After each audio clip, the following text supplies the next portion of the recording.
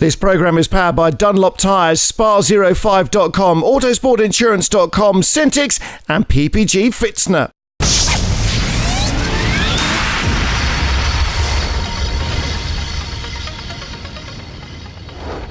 Ahojte, vítame vás na Slovakiaringu. Thank you, ladies, and indeed welcome to the Slovakiaring, 30 miles south of Bratislava, the capital. This is Slovakia's only racing circuit. It's the venue for round 2 of the Supercar Challenge powered by Dunlop, and with great summer conditions, over 30 degrees of temperature. Perfect for all the divisions, including the new Lights class, but more about them later as we kick off first with SuperGT, GT and GTB, everybody making their first appearance on this twisty new circuit. Ja, we zijn hier op de Slovakiaring voor de eerste keer. We're here at the Slovakiaring for the first time in the Supercar Challenge history, says Dick Van Elk, the organiser. It was a long trip for everyone, lots of punctures on the way. Everybody's here now, though. We expect a great weekend with exciting racing on this challenging track. And challenging it was indeed. Quite a lot of the gravel ending up in the pit lane, with even the most experienced drivers hitting problems. Ja, het is voor de meesten natuurlijk helemaal nieuw en het is een behoorlijk. Well, this is unknown territory for just about everybody. It's a difficult track, quite long, technical corners, but I was surprised to see how close everybody was at the end of practice. Not too many major mistakes. The one corner that everybody gets wrong looks like it's a flowing corner, tightens up towards the end, and that's where a few ended up in the gravel. But all in all, qualifying went well. Well, drivers had to blend speed and caution in qualifying as it was just 4 hours before the first race. But Jan Versluis, who dropped out of the previous time at Zolder with technical problems, has had help from Jimmy Bruni of AF Corsa, the factory driver, to set up his Ferrari. And it paid off. He set the fastest times, taking pole for both races. Ik had het niet verwacht. It's absolutely unexpected getting pole position. It's the first one of the season, says Jan, so I'm very happy. Every time you see a lap time improving on the display, that's a real motivation. Bit of a shame the track's so dirty and dusty, but hopefully it'll be cleaner for the first race, and I think I'll go even faster. Well, if there is room for improvement, he might need it. Ferrari drivers Martin Lanting and Bob Herber have got a brand new toy, a 2013 spec 458 GT2 Ferrari, run by AF Corsa and with help from Jimmy Bruni. But they do have two handicaps. One, getting to know the car. Two, getting to know the track. But they seem to be coping well, qualifying second for race 1 and third for Sunday's second event. So it'll be a Ferrari 1-2 for the first race.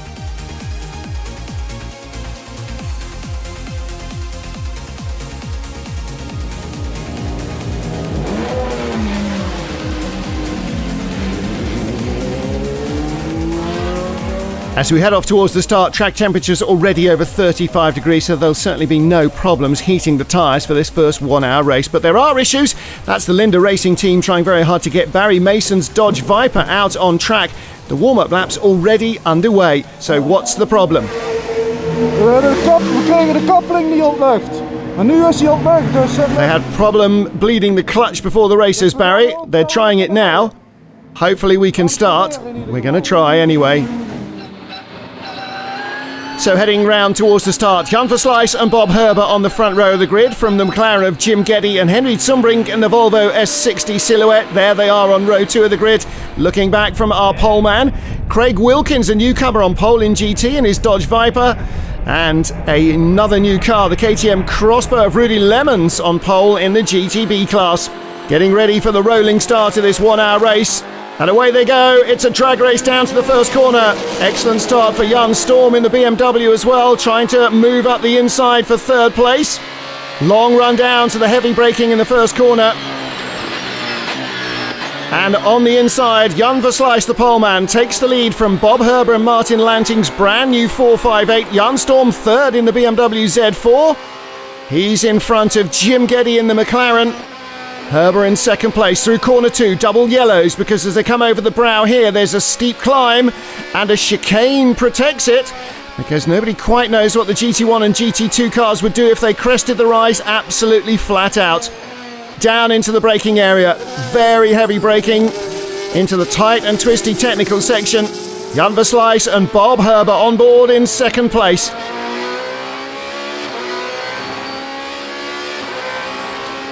Two Ferrari 458 GT2s over this climbing and diving circuit. Jim Geddy there in fourth place with Henry Zumbrink in the blue Volvo behind. Peter Hoevenaars next up in his Dodge Viper. Listen to it growl, and behind him Roger growls in the X-Factory Corvette CR5. Jim Geddy drifts a little wide, kicks up the dirt over the brow. Henry Sumbrink in that Volvo S60 V8 silhouette. Powerful and fast, down into the long, tight final section of the course. And heading out onto the straight, the Volvo wags its tail as he gets the power down. And he gets the power down well. Peter Hovenaars coming up behind though, through the twisty technical stuff, looking to the inside as the Volvo drifts out wide. And that looks like a change. Jim Geddy still in 4th place. Hovenaars up to 5th position in the Viper, the blue Volvo in 6th. And Roger Grau's still 7th in the grumbling Corvette. On board with Hovenaars, down the inside into turn 1. And Jim Geddy doesn't get to the apex. That gives the Viper driver a great opportunity. He moves through, gets by for 4th place. And here comes Barry Mason. The field's already 9 minutes into the race as he leaves the garage, but unfortunately the repair does not allow him to finish. Jan Verslijs, the pole man, leading the race. Bob Herber right with him. Ferrari 1-2. On board with Jan Storm. Oh, understeering off into the dirt and into the gravel. That's a disaster. It looks as though he's got a right front puncture. He's going to have to head to the pits. Well, definitely punctured Dunlop tyre. Ik had een hele mooie start. Ik had iets in mijn hoofd om gelijk 2 Had a great start, said Jan. Before the race, I'd already planned to try and take 3rd by getting by the guys in front. It worked out really well. Managed to keep the Ferraris in sight. Things were looking good. I might have ended up on the podium, but unfortunately, 8 to 10 laps in, got a puncture. And as you know, if you lose time in this field, you can't make up the time. Now, Henry Sumbrink also out from 6th position in the Volvo silhouette. Looks like he's had tough times. Didn't work out as we planned, unfortunately. Had a lot of problems with the handling of the Volvo. Just can't get the setup right for this track, says Henry. And now we've broken a drive shaft. A lot of bad luck in the first race. Well, the clock is ticking away. Jan Verslijs building a big gap to Bob Herber. And as he comes in for his mandatory pit stop, he will be the race leader. Well, the team needs to refuel the car for the second part of the race. Last time out in Zolder, Jan dropped out of the race during the pit stops. The engine kept stalling because of a broken exhaust sensor, refused to run cleanly. This time, everything A-OK. So he leaves as the race leader. Bob Herber in his new 458 GT2. He has problems though. He's not been able to keep up with Jan Verslijs. He hands over the car to Martin Lanting. Ja, de eerste 5 ronden gingen heel goed. Ik had een goede start. First 5 laps were great, says Bob. Start was great. My task was to take it easy, not to get into any silly fights. But I couldn't stay with Jan Verslijs. After 5 laps, the fuel pressure started dropping. Apparently you can fix it, but there's some magical device, and I have no idea where it was. This is a brand new car for us, so really I had no idea where I should be looking, and that cost us a bit of time. Well, let's see what the effect is on the race. They've managed to fix it now, so we've got a chance of a podium still. And first time out in that car, that would be a great result. Well, Martin Lanting indeed in 2nd place, chasing Jan Verslijs, but Verslijs with a huge advantage. The Super GT pole sitter making the race his own. While none of the top 3 had any result seconds for their pit stops either, that puts them another step ahead of the rest of the field. Jim Geddy there watching son Glyn in the McLaren closing down on Martin Lanting in the battle for 2nd. All these top 3 cars had problems in race 2 at Zolder, and now Glyn Geddy over the brow and down the long way round the outside.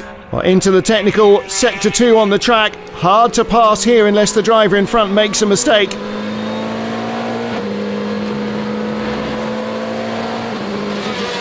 Nevertheless, he sends the McLaren up the inside, just avoids contact. Martin Lanting defending hard in that red and white Ferrari. But it's really looking as though the McLaren is the quicker car of the 2. Glyn Geddy's just got to find a gap and ooh.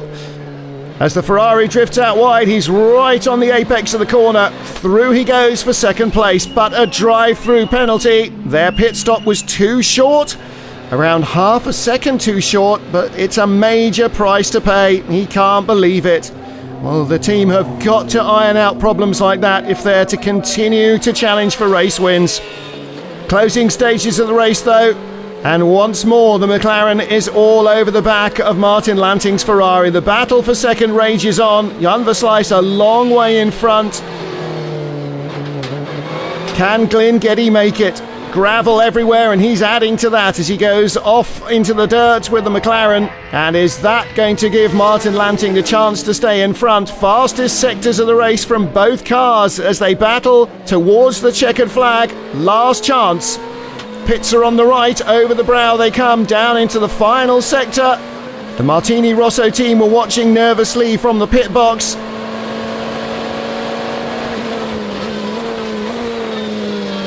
Glyn Geddy on the inside, and Martin Lanting drifts out wide. He's on the dirt this time, and there goes second place. The Ferrari will recover for third, but in second place will be the McLaren. De McLaren die heeft mij in de laatste... Well, the McLaren managed to get by in the very last corner, says Martin Lanting. I drifted wide, he got through on the inside. But if you can look at the last two laps, he was much quicker, so he really earned it, I think. We're happy with third place.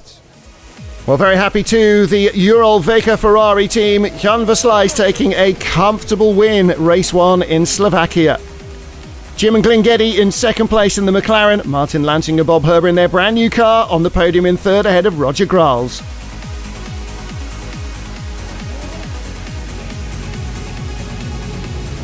I wasn't very happy with the start, says Jan Verslijs. Wasn't quick enough when the lights went out. My rivals were quicker. I was lucky I was on the right-hand side for the right-hander at the first corner. I was very careful in the first couple of laps to see how the track was, so my lap times were slower and the Ferrari behind me got closer and closer. But eventually I picked up the pace. Tyres were the right temperature. I was able to set my own pace and build a lead. Got up to over half a minute in front. There were some tricky moments, but all in all, a good race. And there's Martin Lanting's young son on the podium with them.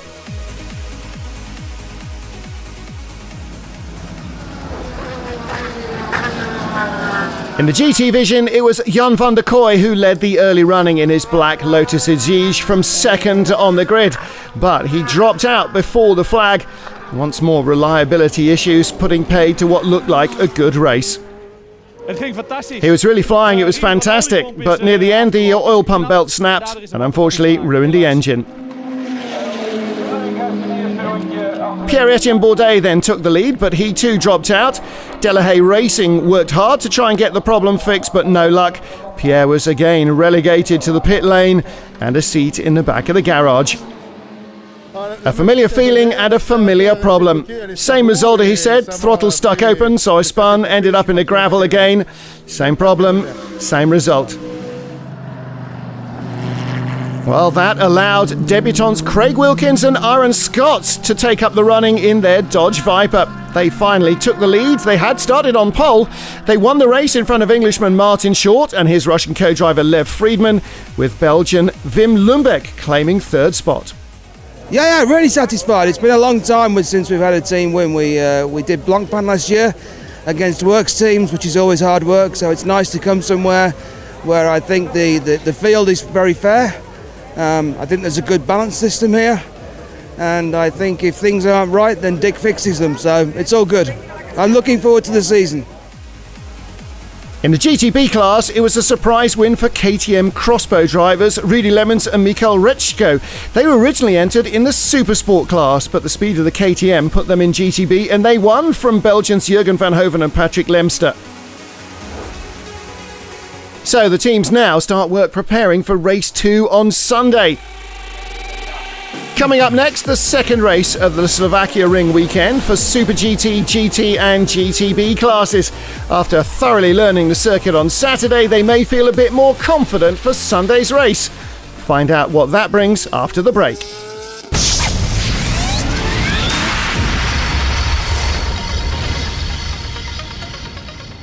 This programme is powered by Dunlop Tyres, Spa05.com, Autosportinsurance.com, Syntix and PPG Fitzner.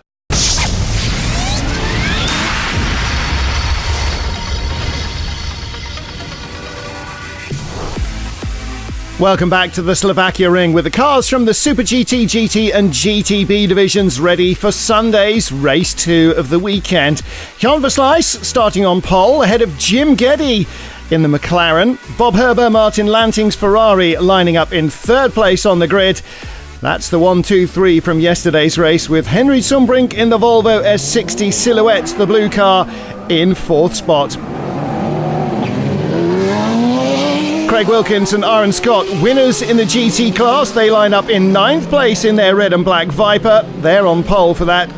And Rudy Lemons and Michael Rechko's KTM Crossbow starts on the GTB pole, with Jan Storm made a great start in race 1. He lines up in 5th position in the BMW on the far side of the circuit. Jan Versluis is the pole man. You can see the blue Volvo there. Oh, Jan Storm almost jumped the start, and that means he has to drop back a little as they get away. Great start from Jan Versluis. Looking back, there is Bob Herber in 2nd place.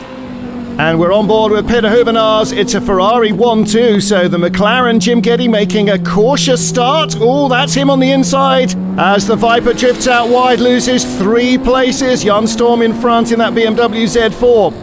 So it's Versluis from Herber. Huvenaars loses another place. Roger Graals goes through in his Corvette.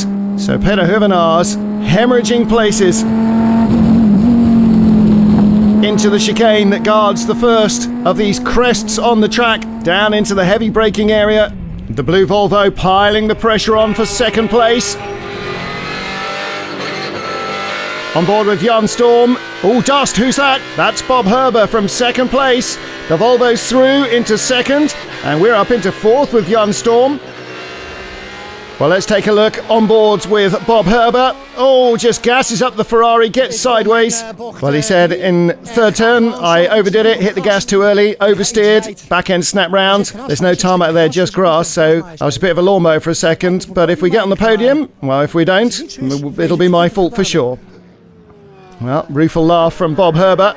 He drops down into 5th place, and then the McLaren of Jim Geddy under pressure. Jan Storm goes straight through up the inside. Well, he planned that move and executed it superbly. Jim Geddy down to 4th place. Jan Versluis pulling away in front. Henry Sumbrink in 2nd in the Volvo, with Bob Herber now in the Ferrari, recovering from that incident. There's Jim Geddy down the long back straight into the braking area for the 180-degree plus right-hander that ends the lap, and he's gone by the McLaren. So Bob Herber regains a place. He's up to 4th. Jim Geddy down to 5th. And that is Barry Mason out of the race. Just 1 lap finished. Didn't get much of a result out of race 1 either yesterday. Peter Huvenaars also comes in, losing 7th place. The engine not running properly. They changed fuel pumps, but no luck. And again, it seems perhaps a faulty electrical sensor. So the engine running rough. And that would seem to be the end of Peter Huvenaars' race. A very disappointing trip to Slovakia. Here is Bob Herber attacking Jan Storm. Battle for 3rd place behind Jan Versluis in the Ferrari, Henry Sumbrink in the Volvo. Up the inside goes the Ferrari. The BMW knows that the game is up. Jan trying to hold the line on the inside. Little bit of contact, and off goes Herber. Well, I suppose Jan would argue the door wasn't quite closed. On board, Bob Herber down the inside, nicely done, but now the road goes round to the right and he doesn't cut off the BMW, leaves him racing room. There's contact. And through goes the BMW, but it is not all over. Jan Storm with a rubbing tyre, finding out at high speed, puncture, and he's off into the gravel, out of 3rd. Well, let's hope he has a little bit better fortune next time out in Spa. Well, that was a lucky escape. Just as well, there's big gravel traps. On board, doesn't make for better viewing, does it? Top speed, heavy braking, punctured left front tyre.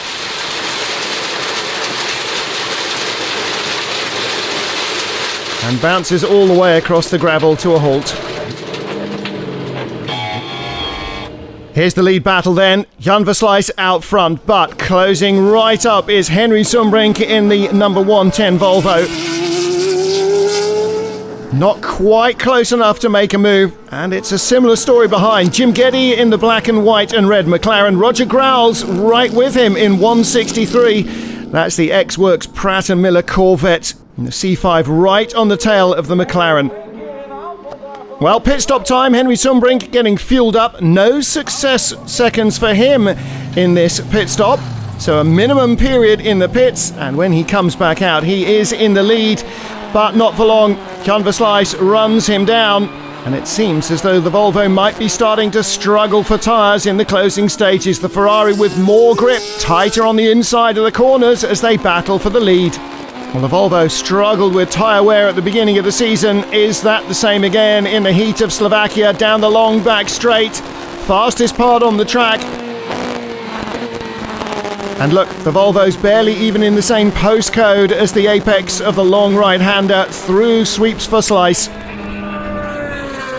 And the agony is not over for Henry Sumbrink. Next lap, it's Martin Lanting's Ferrari that looms in his mirrors. Gets a great run onto the front straight. And down into the long right-hander first corner. He outbrakes the Volvo to take away second place. Well, as the Volvo struggles, his woes will increase. In the closing stages, this is Glyn Geddy in the McLaren, little lock up there at the end of the back straight. But he was handed great tyres by his father. And as he gets the slingshot onto the front straight, once more the Volvo, struggling for traction off the corner, is struggling for speed at the end of the straight. The McLaren in the slipstream pops out and wins the battle under braking into turn one. Up to third he goes. Great use of the tyres and good setup by United Autosport on that McLaren. Well, victory as in race one went to Jan Versluis in the Ferrari. Martin Lanting, Bob Herber again second on the podium. Jim Geddy and Glyn also in third place ahead of Henry Sumbrink and Roger Grals.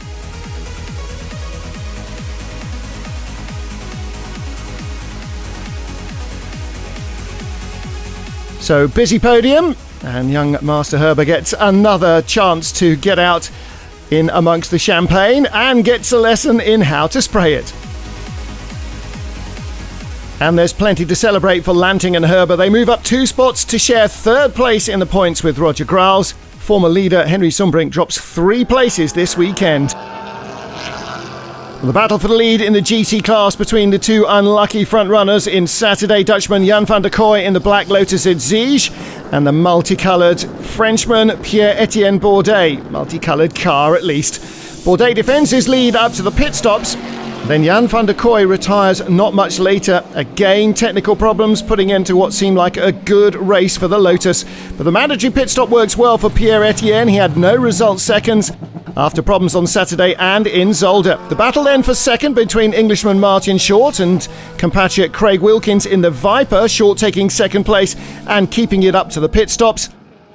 But his Russian co-driver Lev Friedman ignores cooling fluid leaking onto the Ferrari's windscreen, and the engine eventually cries enough. So the Viper of Wilkins and Scott moves up to second place. Belgium's Wim Lumbeek again third on the grid in his Viper. This time it's victory though for Pierre-Etienne Bourdais, but with Wilkins and Scott making their debut in the Supercar Challenge this weekend with such an impact, they now move up to fourth in the standings.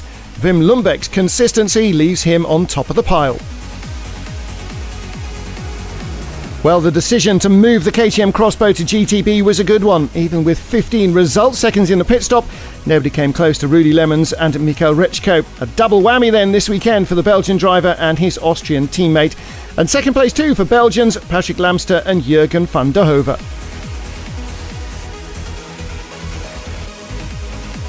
Well, with such a successful race weekend, Lemons and Rechko already up to second in the championship standings. The Charlie Freens and Rennie Vinen will return in Spa to defend their championship hopes. Coming up next, the Supersport and Sport divisions and the latest sports car class in the Supercar Challenge powered by Dunlop, the brand new Superlights division, including the very special Praga R1. Stay with us. This programme is powered by Dunlop Tyres, Spa05.com, Autosportinsurance.com, Syntix and PPG Fitzner. This programme is powered by Dunlop Tyres, Spa05.com, Autosportinsurance.com, Syntix and PPG Fitzner.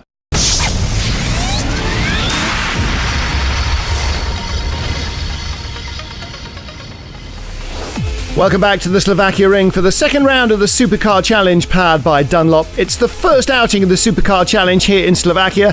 And before the break, the SuperGT and GT divisions were in action with a double win for Jan Verslijs and his Ferrari 458 GT2. Coming up, we've got the Supersport and Sport classes with thrilling battles featuring Seat, BMW and Lotus rivals, each with strong suits somewhere on this track. But first, time to introduce the latest division of the Supercar Challenge, the brand new Superlights class, comprising cars such as Radical's SR3 and SR8s, Praga's R1, and the CN prototype Norma. The Slovakiaring marks their championship debut, providing the perfect proving ground for these extremely quick and nimble machines. Ja, we hebben een nieuwe klasse, de Superlights. Well, the new Superlights class is here, their first race this weekend.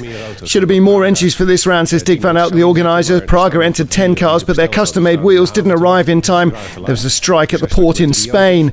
So most of the Pragas won't be able to start until Zolder next time out, where we should have 25 cars on the grid. A lot of competitors of Belgium have entered because their Special Open trophy stopped operating, so things are looking good. The Praga R1 is the latest addition to Praga's rich racing history. Their philosophy is that everyone should be able to race. Over 500 components have been revised since their shakedown at Assen last year, and this is a unique lightweight design with low running costs. Yeah, it's brand new. Finally, we catch 585 kilo, including oils and waters, it means including liquids, which is very promising. The engine is Renault, 2 liter from Formula. We stay with 212 horsepower. We don't change nothing on the engine. Transmission is Hewland. All these powertrain components is the absolutely same like which was present in Assen.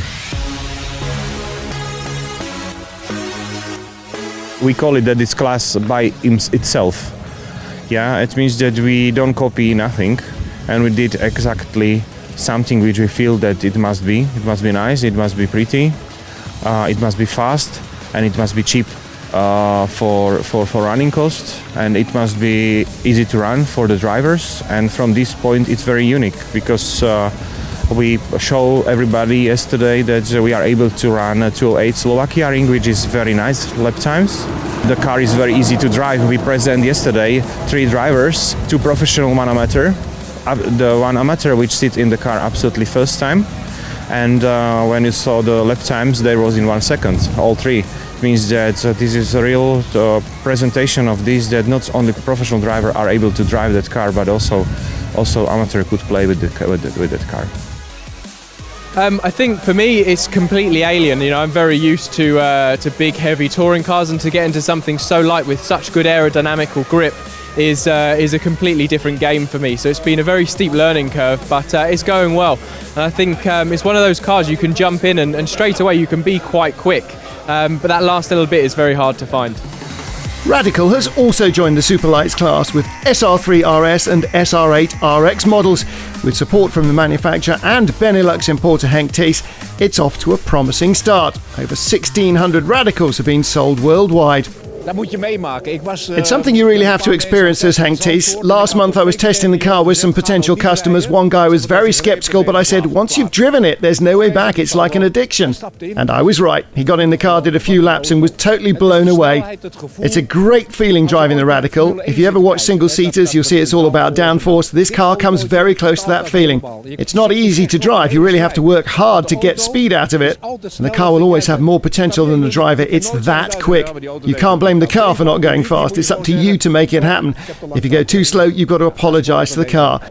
Well, the Superlights is a great series as well. There's room for the 8-cylinder Radicals, the 4-cylinders and the 4-cylinder turbos. Everyone is welcome to join in.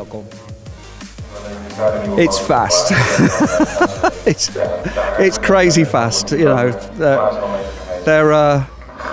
what Radical do with the car is a credit to them, and I'm also obviously pleased to see Praga here, but with difficulties. You know, they've got wheels and all sorts of problems, but the car looks absolutely stunning, and there's a lot of credit to them, and I'm sure the next race they'll be coming out in force. But obviously we've got the race to go, and we have to see what happens. Well, there's also the Norma CN prototype, which we'll take a closer look at Zolder next time out. In the first race of the season, Martin Short starts on pole with his Radical SR8, another SR8 Henk Tace alongside. And a third SR8 Richard Ferns lines up in third place with the first Praga R1 driven by test driver Danny van Dongen. On board with Priscilla Spelman, the second SR3 on the grid. 2011 International Supercars champion is new to this car, but she's already challenging the Praga R1 of Leo Robarek. Both cars have four-cylinder engines, around 210 horsepower, weighing 580 kilos. She outbrakes Simon Wagner there to move up to 8th place. Scorching temperatures and a hot lead battle between Martin Short and pursuer Henk Tace right up to the pit stops of this 40-minute 19-lap race. With no result seconds, no limitations, it's all about the drivers. Martin Short hands over to Roger Green. The battle remains close throughout the race as Shorty watches on. Oh yeah, very satisfied. Good start, shot off into the lead. Henk hung on pretty well, but eventually I dropped him. And the car got quicker and quicker, and then the tyres got hotter and hotter, or maybe I did, and sort of had to ease off a little bit. But we've come in with a nice pit stop, and Roger's now gone out, and it's looking good. Keep everything crossed. History in the making. Green and Short doing what they planned, winning the first race of the season, Henk Tace second, and Richard Ferns ending up in a gravel trap showed it wasn't a walk in the park keeping the Dunlop tyres in one piece in these temperatures. It was very hot out there, and Martin did a brilliant first stint, opened up a nice gap on Henk, but when I got in the car the tyres were sort of past their best, I suppose, so it was a case of managing that and managing the gap. So yeah, Henk is he's a good old competitor, you know, at his age. If I'm doing that kind of stuff that he is, then I'll be very happy. But no, it's a brilliant race, the car was absolutely perfect, and yeah, really good. Looking forward to the next one now. A great result for veteran Henk Tace. With his speed, he'll certainly challenge for race wins in the future. Very close, he said, but first just out of my reach. I went a little wide in one of the corners, ended up with dirt on my tyre, ruined my race, but he said I need to make an excuse for not winning, so that's it. Hopefully everybody will believe me. It was great fun. In the 55-minute race, I'll get my own back. Well, respect and admiration at the end of a friendly battle. Richard Ferns in third place on the podium. In the Praga division, it was a close battle. Danny van Dongen and British touring car star Tom Onslow-Cole versus Slovakian Porsche Super Cup driver Stefan Rosina. But after problems for van Dongen's car, Rosina won the race. First of all, I would like to say that I'm really happy as a Slovakian guy to race with a Slovakian car or Czechoslovakian car, So obviously the race, there were not so many cars that I'm used to, and it's a little bit different driving. But yeah, I enjoyed it a lot, and yeah, the car is really fast, really good, and if you look at it, I mean, the main competitors in terms of the other marks are behind us, so I have to say I'm quite happy. Leo Barek teamed up with Praga karting star Simon Wagner for second. Third went to Danny van Dongen, the test driver. In the SR3 class, an impressive third place overall and first in class went to 19-year-old James Abbott. He's the son of Phil Abbott, responsible for producing these impressive radicals. Priscilla Spelman ended up in second position, and Norma driver Jurgen van Hove joined them on the podium in third. In all, 3 races were run at the Slovakiaring, and we'll take a look now at Sunday's final encounter. Will Henk Tace be able to extract his revenge on Short and Green? Top 3 again, SR8, James Abbott in 4th place with his SR3 Radical. The third row, Praga R1, Danny van Dongen and Stefan Rosina. 55 minutes, this time in scorching conditions, and controlling tyre wear likely to be key. But that's easier said than done when you're leading and being challenged from behind. Henk Tace eventually becomes a victim of tyre degradation after a long-fought battle with Roger Green and Martin Short. So Short and Green end up winning all 3 races in Slovakia. You old bastard! Well, it just goes to show it only takes 2 cars to make a race. And, that's why I love Supercar, because of the time penalties. And I had to work really hard, and then to get past him was entertaining. and then I managed to turn the engine off. We were coming out of a corner, and I went over to change the brake balance, and I turned the master switch off, and the engine went burr. Turned it back on again, and it was quite exciting. Green and short victorious then, Henk Thies in second, and Richard Ferns, who didn't quite get to the end, still made it into third.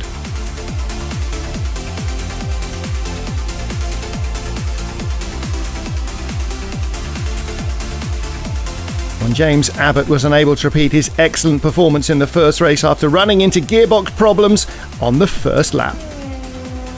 The Norma M20F of David Houtoft and Jurgen van Hove ended up in 5th place. Their 225 horsepower 2-litre Honda engine should have had a slight advantage over the Pragas and SR3s, but they were unable to keep up with the front runner. And that again was Priscilla Speelman.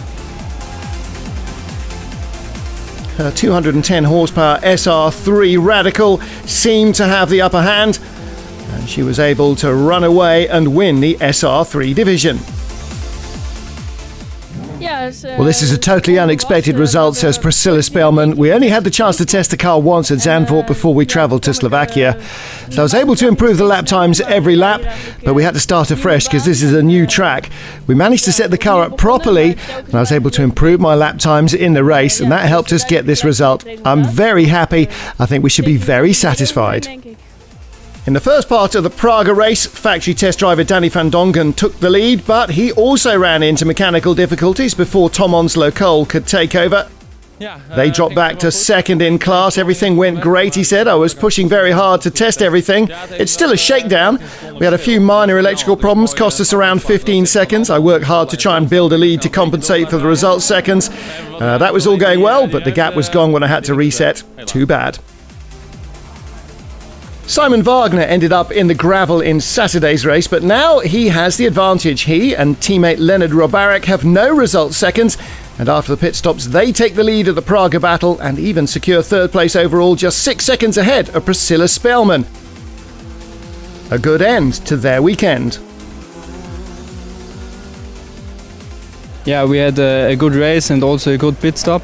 The guys changed from yesterday to today the gearbox. We had a problem yesterday and they have done a great job, and they worked so hard the last 2 weeks in the factory to get the cars ready, and I'm so happy for the whole Braga team. And yeah. Danny van Dongen and Tom Onslow Cole took second, Stefan Rosina third in what was a great shakedown weekend for the Radical and Praga manufacturers. They're all ready for Zolder, the first of 5 more rounds, and there'll be 25 cars expected on the grid at Zolder. So time to say goodbye to the Superlights competitors here in Slovakia, but not to the Supersport and Sport divisions. They're ready to compete in the second round of their championship, another hard-fought battle. Stay with us after the break for all the action from the Supersport and Sport divisions.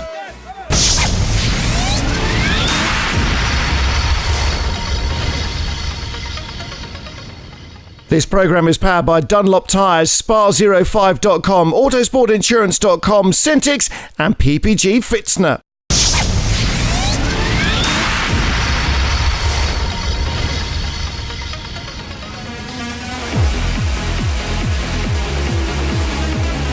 Welcome back to the second round of the Supercar Challenge powered by Dunlop at the Slovakiaring. Before the break, we caught up with the GT and Lights divisions. Now it's time for the touring cars in the Supersport and Sport classes, pitting the likes of BMW, Seat, Lotus and Ginetta against each other in a battle for supremacy. We'll check out the action from Sunday's race.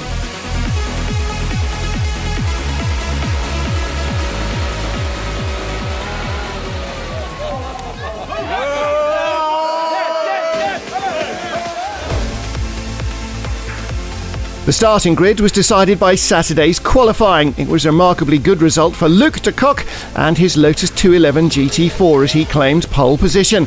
And he explained to us the strengths of his car on the Slovakiaring circuit.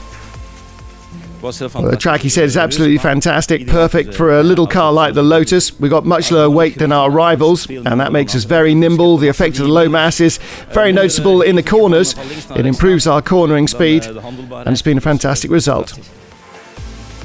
So Luke starting on pole position in the little Lotus 211 GT4 for Sunday's encounter in the Supersport and Sport class. Second place, BMW 1 Series GTR, Pascal sharing with Mark van der Aar. Mark starting the race.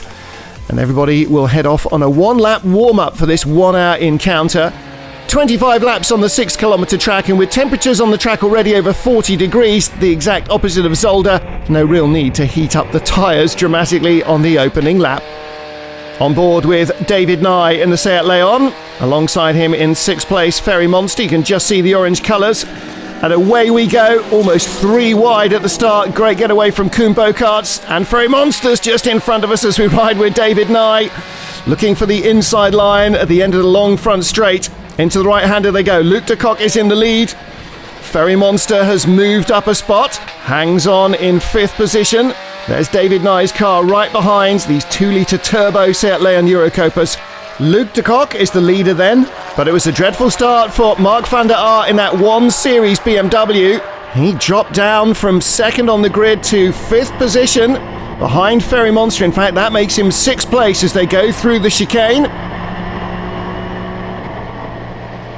Luc de Kock pulling away fast from Koen Bokaerts. Ferry Monster looking for 3rd on the inside. Can he get it? No. Gets his nose inside Marco Poland. Poland drifts out onto the dirt, and through go 2 rivals. So Ferry Monster goes through. Mark van der Aar also gets by him, and David Nye in the 2nd Seat Leon also passes Marco Poland. 3 places lost with 1 error. Looks like there might be problems for that BMW as we ride on board with David Nye. That's Mark van der Aar. And Nye on the rev limiter, almost on the way through. On the outside, van der Aar inside him, tucks in behind Ferry Monster. No change there. Great speed from David Nye off the corners, and off goes Leo Kirstens in his yellow Ford Focus Silhouette. He was in 7th spot. Again attacking. The Seat up the inside, and through he goes. David Nye in 4th place, passing under yellow there. That yellow guarding the chicane on the run-up to the first rise. Mark van der Aar not giving that one up though in that BMW 1 Series GTR. Resplendent in the motorsport colours.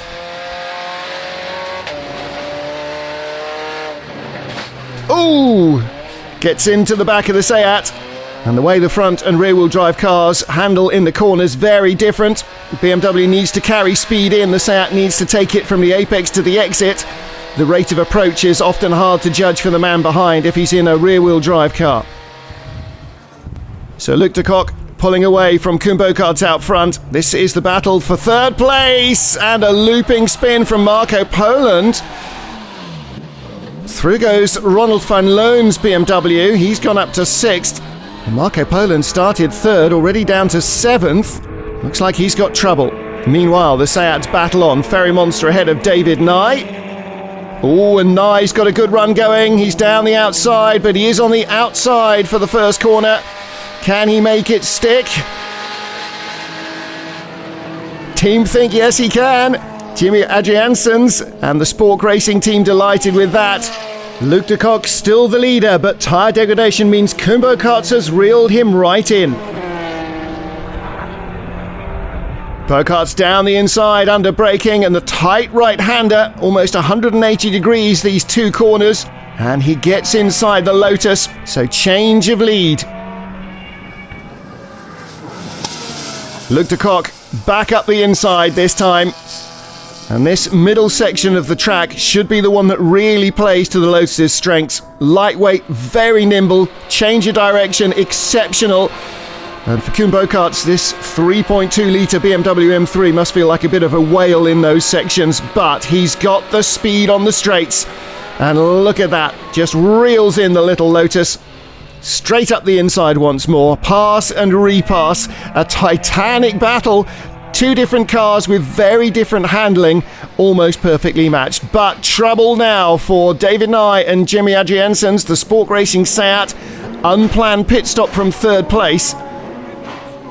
Well, David Nye's reported problems with the gearbox. It'll go all the way up to 4th gear, but not any further. And they're going to have to try and work that out. It sounds like an electronics problem, and they're always hard to trace. After the pit stops, Peter van Solen taking over the BMW, but picked up a puncture and had to go back to the pits to get it fixed. That dropped them down to 8th place. Luc de Kock should have benefited, but his Lotus retired with a driveshaft problem. Marco Poland and Bert van der Zwede, who took over from him, now have the lead after the pit stops. Ferry and Robin Monster in second place in their Seat, but not for long. Mark van der Aar's co-driver Bas Schouten right up behind in that BMW 1 Series GTR. And like the M3s, that with a 3.2 litre engine, producing prodigious power and great straight line speed, the Seat held up behind the slower car. It's the yellow Ford Focus Silhouette again, and almost a chance for Schouten to get around. This time he'll have to try the outside line inside the Ford, but he's still outside the Seat. Now the road comes to him and he's got an opportunity to stretch his legs a little after this tight and twisty section, and that moves him up to second place in Supersport. Well, with just 3 laps to go, the organisers throw the red flags out. Leo Christians and the yellow Ford Focus got all sorts of problems. His bonnet came loose, blocked his view, and he ended up jammed in the chicane. And that means the race is over. Bert van der Zwede and Marco Poland winning their first race of the season. Bas Schouten in second with Mark van der Aar in the BMW 1 Series. Robin and Ferry Monster taking third. And that's a great result for Marco Poland, Bert van der Zwede. They had bad luck in Saturday's race. They crashed out in Zolder as well. Well, finally, we've got some luck on our side, says Bert. Last time in Zolder, we had technical problems. Yesterday, we dropped out as well. Team wasn't sure they'd found the problem, but Marco did great lap times, and that looked very promising. We only really needed a bit of luck for us and for somebody else to have the bad luck for a change. I'm very sorry for Luc de Kock, but it worked for us, so I'm pleased. And in the championship, another podium for Robin and Ferry Monster means that the brothers move up to take the lead of the standings. Kubokarts, Peter van Solen lose their lead with that punctured tyre. Luc de Kock closing up as well. He's just 2 points adrift, 3 covering the top 3. Art Bosman again took the lead in the sport class with his Lotus Exige. Formerly a Supersport car, it's now dominating the sport division, but a massive 45 result seconds from his success so far dropped him back after the pit stops. The lead battle then between Erik van den Munkhoff and young Moritz Carranza in the BMW, with the Renault Clio of Rob Neiman in third. He stayed clear of any trouble this time, and the tight and twisty nature of the middle section of the track helping balance his nimble handling against the power advantage enjoyed by the BMWs and the Lotus.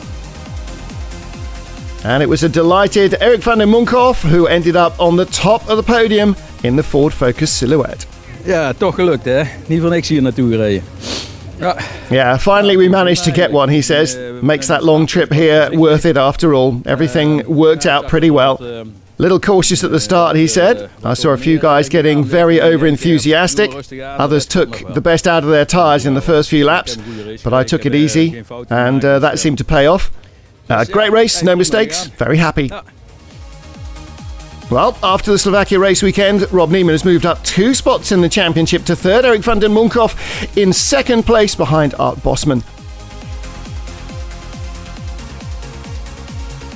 And while everybody celebrates a successful debut visit to Slovakiaring, there's a chance for you too to join in the Supercar Challenge excitement, because on Saturday and Sunday, the 22nd and 23rd of June, you are invited to Superstars at Zolder. The Superstars International Series will be there, pitting the likes of BMW, Audi, Mercedes, Maserati, Porsche and Jaguar. There's action too from the Italian GT Sprint Series and from all 3 divisions of the Supercar Challenge, as well as much, much more. Meet the drivers, see the cars up close, join the grid walk, watch all the racing action at the Circuit of Zolder on the 22nd and 23rd of June. For tickets, visit superstars-zolder.be. Well, that's it for Slovakia. Don't forget you can join us next time out at Spa-Francorchamps. 1 grid, 60 cars. It should be epic.